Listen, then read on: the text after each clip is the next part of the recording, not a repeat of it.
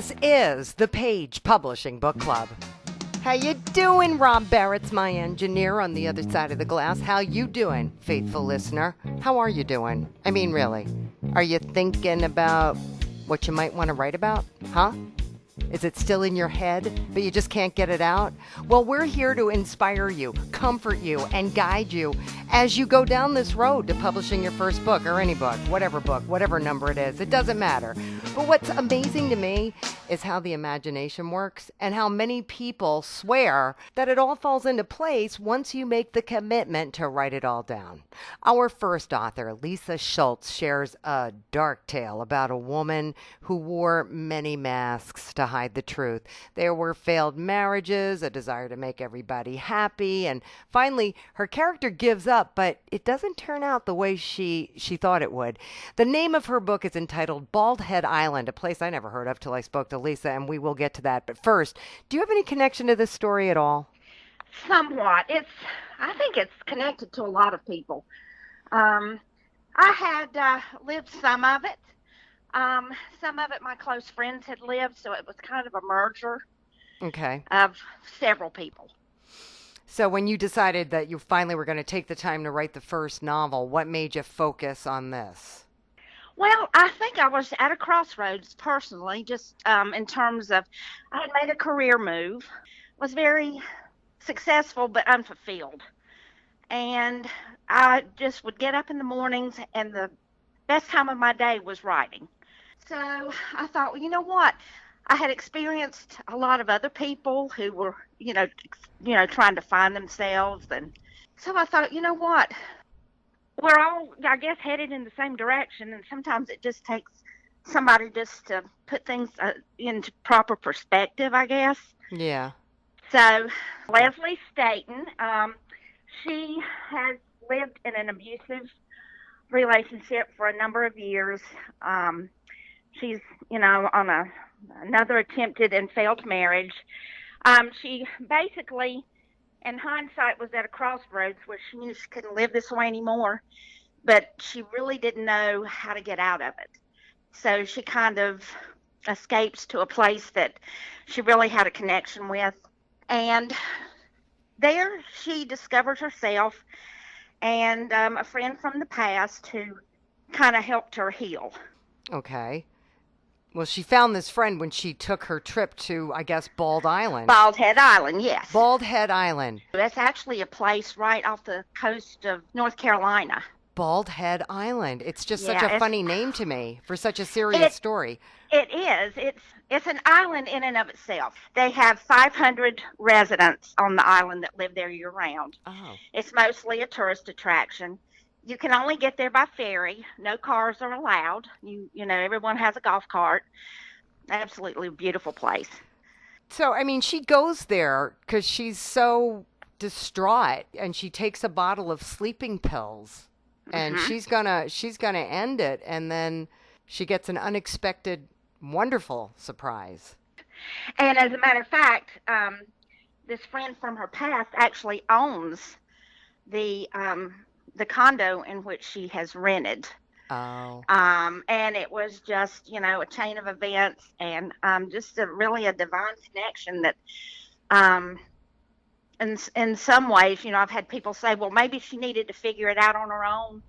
But I think when you're so broken sometimes that, God just does special things to kind of say, look, I see you, and it's going to be okay. Now, does her story end here?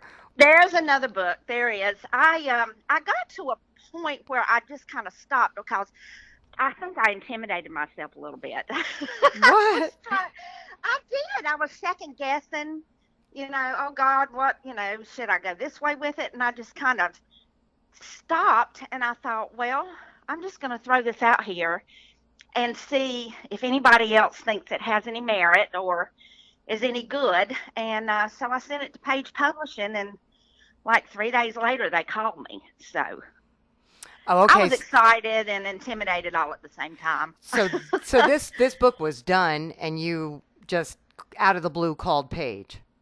I saw an advertisement on television, actually. Okay. Because I thought, well, I've got to write a query letter, and and I was getting a lot of, had some friends who had tried writing and went that whole route, but I just felt good about Paige. And Okay. I will tell you, they've been wonderful. They have been wonderful. Great.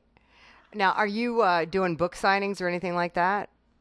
Actually, I do have one scheduled here in the summer, locally here in Murrells Inlet, where I live. Um, Okay. Are you setting them up yourself? You and no, actually, I have a friend who is on the board of a literacy group here in Murrells Inlet, and they have an annual fundraiser get together, and she chooses several authors from the area to come and put their books on display and do book signing and that kind of thing. That's great.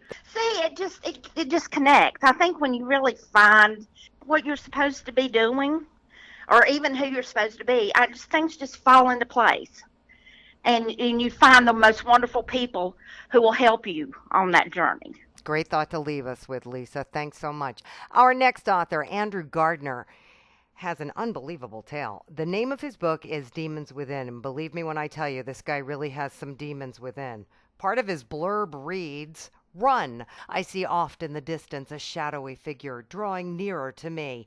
My heart skips a beat and I panic. I have to run." Andrew, this is very scary stuff. It started off as dreams, and then it really got worse after me and my friend were playing around with the Ouija board. Who didn't play with a Ouija board? Yes. Okay, so what happened? Well, I used to have really vivid dreams, and I would write about my dreams and stuff like that, and I would keep almost like a journal on the things that I was dreaming about. And one day my brother came back from the Air Force, and while he was in training, him and his friends had picked up a Ouija board and they were playing around with it. They brought it back, and I've never seen one before, and me and my buddy, we wanted to see what it would do, so we were just messing around with it. Nothing happened, I was kind of disappointed because I thought for sure that we were going to get some sort of interaction. It wasn't until after my friend left that I really did start to feel stuff.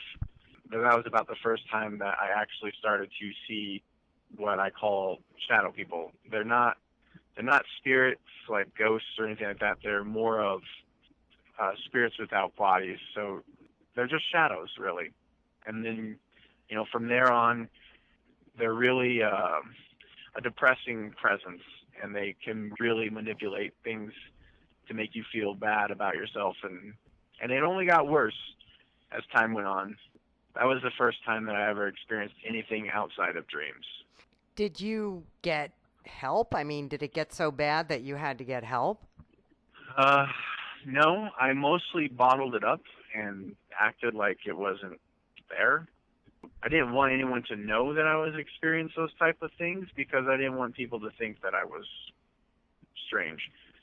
So for the most part, I went on for about 10 years going through this by myself, and this oppression that was happening from these spirits and stuff like that.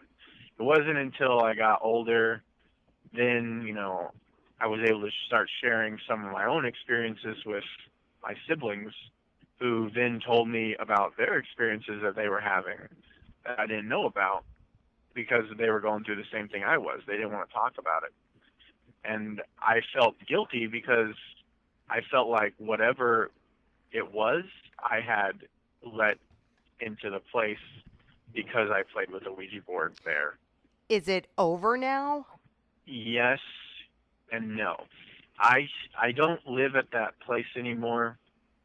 Sometimes I will have those dreams again, but I've surrounded myself with more positive situations. I'm not doing stuff that is a negative impact on me anymore because it really had a hold on me, especially when I was writing the book. When I was writing the book, that was probably when I was at my lowest because, all those reoccurring memories and stuff like that drummed up new situations that I wasn't even aware of.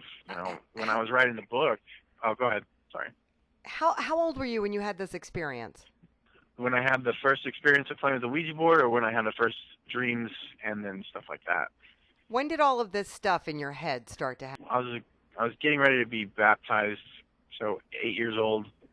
All right, so you were 8, and then you did the Ouija. I mean, have you been able to live a normal life? Yeah, but I don't share this kind of stuff with anybody. But you've written this book now. Is this your real name? Yes. So people are going to know now, right? Yep. What do you do for a living? I'm a case manager. I'm not a counselor per se. I'm a case manager. I give them all their information. So you find out that your siblings are going through the same thing. You never talk to a shrink or never. No. For me, I was too afraid that if I did something like that, that I would be committed or something, because I didn't know if it was real or if it was something in my mind. It wasn't until I got older that I realized, no, this was actually happening, because it wasn't just happening to me. It was happening to other people in my family. It was happening to my friends when they would come over to my house, and stuff like that they wouldn't share until after a good long while, when until I actually started asking about anything like that. And when I was writing the book that was when my daughter, I was coming towards the end of the book, and my daughter told me that she was having a nightmare about someone trying to grab her through her wall, and stuff like that, and it really brought me back to my own experiences, and then I could feel similarities between what she was saying and what I had experienced as a kid. So and that was about the same time I put it away. Okay, so you wrote this book, and did it help you deal with it at all, or has it made it worse? Actually, I feel like getting it out has really helped. I don't experience those things nearly as much as I had been, and letting go of that insecurity of what people might think has really helped, because I'm not worried about it anymore. Now it's out there. My friends have read it, and they've gone through it, and they're like, I didn't know that you went through something like this. A lot more people are really interested in understanding about stuff like that. I go out to that old house occasionally, but whatever is there is still there. I can still feel it when I go into that house. Do you think it's a supernatural kind of thing? To be honest with you, I really feel like it's something on the demonic side. I feel like it was an oppression. It was more than just a ghostly experience. It was an oppression. Something was affecting not just me, but everyone else who was there. Yeah. When I wrote it because I wanted people to know that they're not alone in their own experiences, that other people go through these same things, and I was hoping that would inspire other stories or something like that. Right. All right, Andrew, thank you. All right, I definitely need a break after that one. How about you, Rob? We're coming right back with an interesting take on developing an adult coloring book and a prickleberry pie contest. Don't want to miss that. Stay with us. Attention all authors. Page Publishing is looking for authors. Have you written a book and want to get it published? Page Publishing will get your book into bookstores and for sale online at Amazon, Apple iTunes, and other outlets. They handle all aspects of the publishing process for you: printing, cover art, publicity, copyright, and editing. Call 800-204-6099 now for your free author submission kit. That's 800-204-6099 for your free author submission kit. Welcome back to the Page Publishing Book Club. I'm your host, Alice Stockton Rossini. Adult coloring books are becoming very popular. We've had a couple of authors on who have explored this genre, and Frances Wood Parker's one of them. She created Marbles. Frances. Well, I did not set out to create an adult coloring book. I have been working with black and white abstract design now since 1989, so over 25 years. In 2016, last year, I was reviewing some old black and white abstract designs that had been created over the years. And in so doing, I felt a really strong design channel coming through me. So I started doing this type of artwork once again. By the time the channel was finished, I ended up with a total of 41 old and new individual abstract mandalas. Since adult coloring books seem to be so popular, I decided, well, I'll just submit them for publication and see what happens, and they were accepted. So people color in these abstract designs.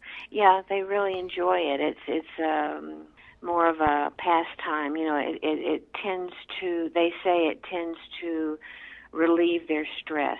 It does seem to be very popular, and there are a tremendous number of these books out there. However, mine is unique in that they're abstract. It's abstract work. It's abstract mandalas. A mandala is a circle, and in some Eastern cultures, a mandala is representative of a universe. And usually mandalas are symmetrical and, you know, repetitive patterns and this, that, and the other, and it's usually found in Eastern religions. However, a circle is a circle, and my process, when the mood strikes me to work with pen and ink, I start listening to classical music through earplugs, and then while looking at the blank paper, I start to meditate. Now, my meditation requires that my left brain or my inner critic become dormant, opening up the right hemisphere only to shapes. It's just kind of evolved over the years. And once I perceive a shape on the paper after meditating on it, I simply trace it with a pen or a pencil, and then I turn the paper 90 degrees and wait until another outline appears, which is usually connected to the original one. When the design is complete, the forms stop appearing. These images come to you, and you Yes, they do. and you draw them, and then you wait for another image and you draw it, and then when it's completed, those images stop coming, and this is what your coloring book is. Well, yes. I would like to make one more point, though. The most important part of this process is that I must keep my left brain out of it, because I have discovered through this process, which has evolved over the years, that if I allow my left brain, which is the inner critic, to enter into the process, it stops. That's very interesting. So it sounds like this is therapeutic for you, just doing the coloring books. Yes, it is. Why do you call it marbles? Because they're all designs that are contained within circles, and they look like marbles. Oh, okay. My target audience is for people who have a lot of stress in their life, and they live in the world of shoulds and oughts, and that can become very stressful. You know, I should do this, I should do that, but I don't really want to. Right. This is a totally right brain experience, this book. I can show one design to one person, and they will say, oh, I see this, that, and the other in it. I can show the same design to another person, and they'll see something entirely different. So there are no shoulds there and oughts. In other words, when I was a little girl growing up, I remember in second grade, you'd draw a house which was always colored red because we had red brick, and then the grass was always green, and the sky was blue, and the sun was yellow, etc.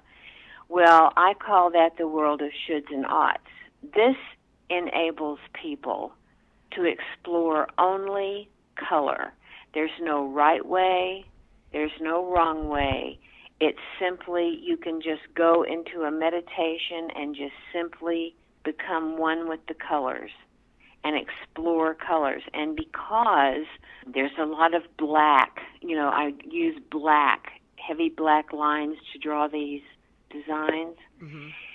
You can put just about any color next to any other color, and it will look okay because of the black between the shapes.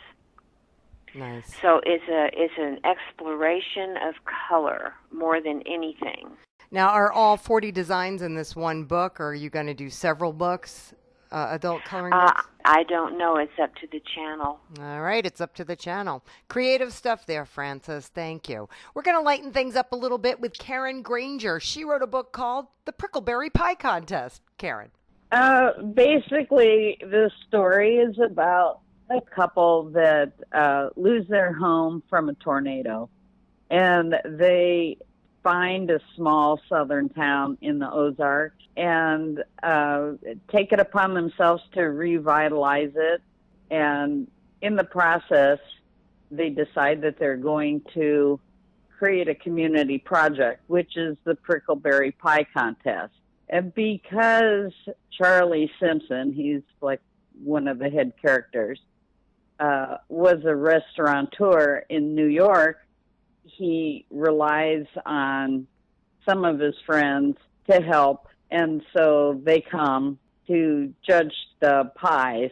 And the problem is that before it actually happens, before the pie contest starts, he's outside talking to some friends, and he's eating cherries, and he inhales a cherry pit, and he ends up collapsing, and everybody thinks that he dies, but he doesn't. So anyway, the book really deals with how his wife deals with the situation, and also what happens with people that have entered the contest. And there's stories about certain people in the community, and their story kind of relates to what type of pie that they had submitted. So the pie reflects their personality. Yeah, That's it pretty does. funny. So, okay, Yeah. Do you have any personal connection to this story at all? Well, the only real personal connection I had was that in 2003, my husband retired and we moved to the Ozarks. And it was very difficult for me from the big city life of Los Angeles to move to the country. And it took a lot of adjustment. And that's kind of reflective in the book itself. Did you adjust okay eventually? Oh, yeah. Yeah, I really loved living in the Ozarks, and the people there are wonderful. And the book kind of also addresses like certain cultural things that occurs in that area. But I put this story back like in the mid-'60s because the celebrities that come to judge the pies was James Beard and Julia Child. We had Irma Bombeck. Right. People that were popular during that time period. Right. And I thought it was a nicer time. You know, it was a time where we weren't so tied into technical products and that sort of thing. So I just thought it would be something that was more heartwarming than, you know, stories we tend to see today. Right, right. I have a sequel in the works right now, and I have a third book I'm also working on. All right, Karen, sounds good.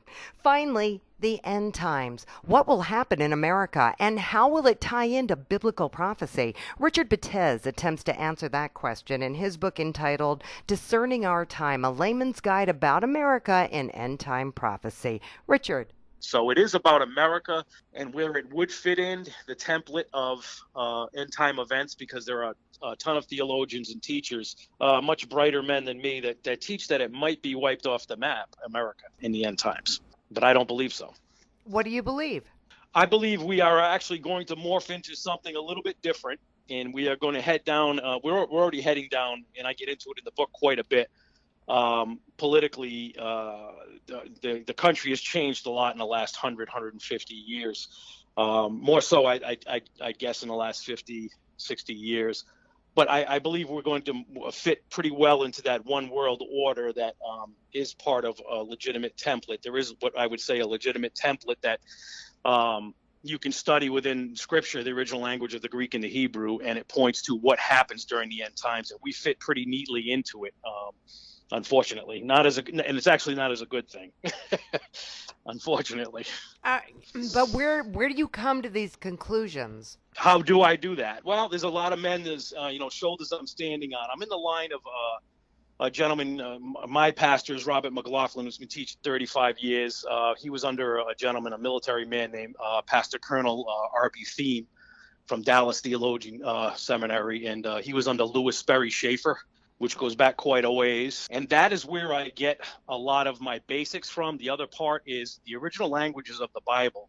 If you're following the original language of the Bible, there is, within the Greek and the Hebrew, a plenty pointing to what goes on in the end times. You have to decipher it. We're a non-denominational church where I'm from, and I'm a non-denominational guy. In fact, I believe many of the denominations are used in a pretty wicked way. And unfortunately, it is going to be some of that stuff that happens during the end times as well. I mean, because I've interviewed a lot of people who felt compelled to write books about the end times. Mm-hmm. You're the first one that's ever focusing on America. And I guess, for the purposes of this interview, why should I read this? What am I going to learn? You're going to learn politically where we've come and how much we've changed and altered as a country from where we were founded from.